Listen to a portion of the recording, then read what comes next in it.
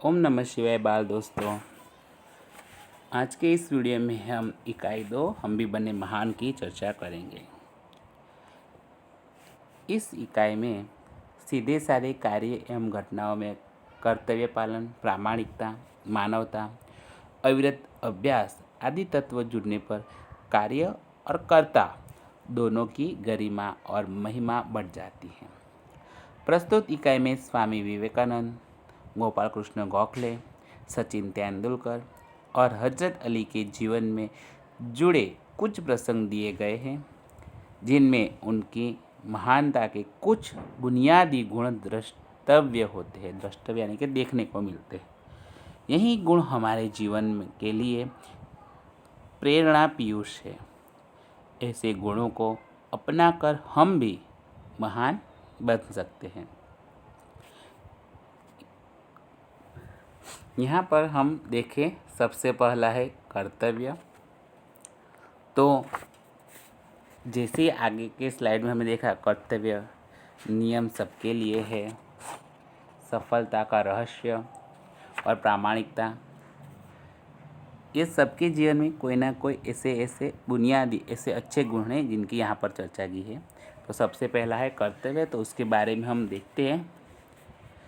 मेले में सब खिलौने ले रहे थे। तब नरेंद्र नामक एक लड़के ने 2 रुपये का एक शिवलिंग खरीदा। अभी उसके पास एक चवन्नी बची थी। एक लड़के को रोते देखकर नरेंद्र ने उससे पूछा, क्यों रो रहा है? लड़के ने कहा, मेरे पास एक चवन्नी थी, कहीं गिर गई। अब मेरी माँ मुझे बहुत पीटेगी। यहाँ पर क्या है कि जो एक लड़का है, उसके हाथ में से मेले में एक चवन्नी गिर गई। तो उसने कहा कि वो मेरी माँ बहुत मारेगी। तभी नरेंद्र ने क्या कहता है कि कोई बात नहीं, यह लो चवन्नी, कहकर नरेंद्र ने अपनी चवन्नी उसे दे दी और आगे बढ़ गया। अभी नरेंद्र कुछ दूर ही गया था कि सामने से एक मोटर आती दिखाई दी। एक छोटा सा बच्चा उस मोटर से बिल्कुल बेखबर चला जा रहा था। नरेंद्र ने झपट कर उस बालक को खींच लिया। एक पल की देरी होती तो वह बालक मोटर के नीचे आ जाता। इस झपटने की क्रिया में नरेंद्र के हाथ से शिवलिंग छूटकर गिर गया और टूट गया। इस दौरान इकट्ठे हुए लोगों में से किसी ने कहा, बेचारे का नुकसान हो गया, कितने चाव से खरीदा था शिवलिंग। यह सुनते ही नरेंद्र ने कहा, इससे क्या, इस बालक की जान बचाना मेरा पहला कर्तव्य है। ये क्या कि जब वो बच्चा गाड़ी के नीचे आ जाता तो वो मर जाता ना। तो नरेंद्र ने क्या कहा कि इस बच्चे को बचाने का मेरा पहला कर्तव्य है। शिवलिंग तो मैं पैसों से दूसरा ले लूँगा, पर क्या बच्चे की जान बचा पाता? क्या नहीं ना। तो उसने कहा, हाँ, कि मेरा पहला कर्तव्य कौन सा है? इस बच्चे को बचाने का। वस्तु से भी व्यक्ति का जीवन ज़्यादा महत्वपूर्ण है। मानवता सबसे ऊपर है। बचपन से ही ऐसे ख्यालात रखने वाला नरेंद्र आगे चलकर स्वामी विवेकानंद के नाम से प्रसिद्ध हुआ। यह कोई और नहीं पर हमारे जो स्वामी विवेकानंद जी है वही थे। उनका बचपन में नाम नरेंद्र था और आगे चलकर उनका नाम क्या हुआ? स्वामी विवेकानंद। शायद तक प्रश्न आए कि नरेंद्र का दूसरा नाम क्या था? तो स्वामी विवेकानंद जी। अब आगे हम देखते हैं। दूसरा है नियम सबके लिए है। बात सन 1985 की है। पुणे के न्यू इंग्लिश हाई स्कूल में समारोह हो रहा था। प्रमुख द्वार पर एक स्वयंसेवक नियुक्त किया था। प्रमुख यानी कि जो मुख्य द्वार आने का था वहाँ पर, जिसे यह कर्तव्य भार दिया गया था कि आने वाले अतिथियों के निमंत्रण पत्र देखकर उन्हें सभा स्थल पर यथास्थान बिठा दे। क्या कर्तव्य यानी कि जिम्मेदारी भरा काम उस स्वयंसेवक को दिया गया था कि जो भी कोई आता है अतिथि, उनका निमंत्रण पत्र है उनके हाथ में वो ले ले और उसमें जो लिखा है वहाँ पर उन्हें बिठा दे। उस समारोह के मुख्य अतिथि थे मुख्य न्यायाधीश महादेव गोविंद रानड़े। ये जो महादेव गोविंद रानड़े जी थे वह उस समारोह के मुख्य अतिथि थे। जैसे ही वह विद्यालय के द्वार पर पहुँचे, वैसे ही स्वयंसेवक ने उन्हें अंदर जाने से शालीनतापूर्वक रोक दिया और निमंत्रण पत्र की मांग की। कि जैसे ही महादेव गोविंद रानड़े जी आए, वैसे ही उन्होंने क्या, स्वयंसेवक ने उन्हें शालीनता यानी कि नम्रतापूर्वक से उन्हें वहाँ पर रोका और उनके पास जो निमंत्रण पत्र है वह मांगा। तो उन्होंने उत्तर दिया, बेटा मेरे पास तो निमंत्रण पत्र नहीं है, रानड़े ने कहा। तो कहते आगे, क्षमा करें, तब आप अंदर प्रवेश न कर सकेंगे।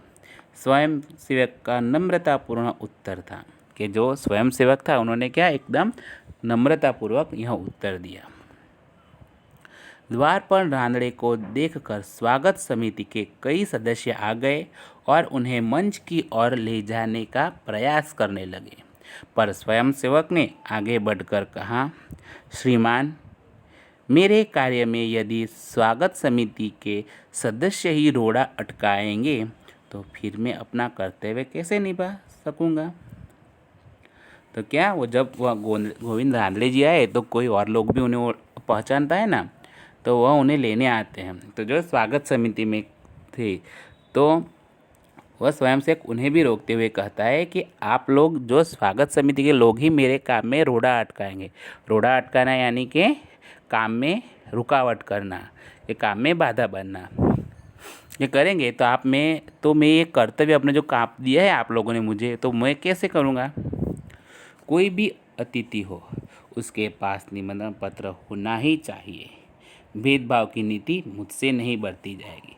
वह क्या कहता है कि मुझे कहा गया है ना कि हर एक के पास निमंत्रण लेना, उन्हें देखना और उन्हें यथास्थान पर बिठाना, पर अब मैं किसी में यह भेदभाव नहीं करूँगा। जिसके पास निमंत्रण होगा वही अंदर जाएगा और जिसके पास नहीं होगा वो नहीं जाएगा।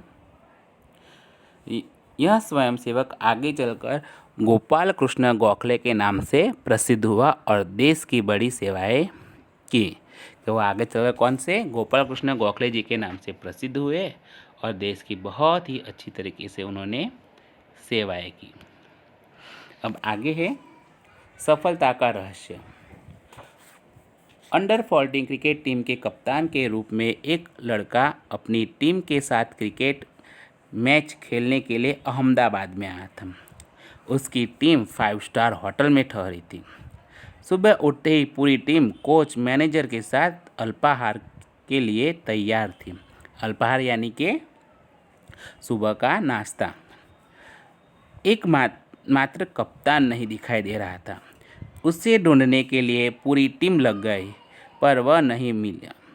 बाद में किसी ने जाकर उसके कमरे के गैलरी में देखा तो वह एक हाथ से गेंद फेंक रहा था और जो ही गेंद दीवार से टकराकर वापस आती थी तो दूसरे हाथ से बल्ले को गेंद को खेल रहा था।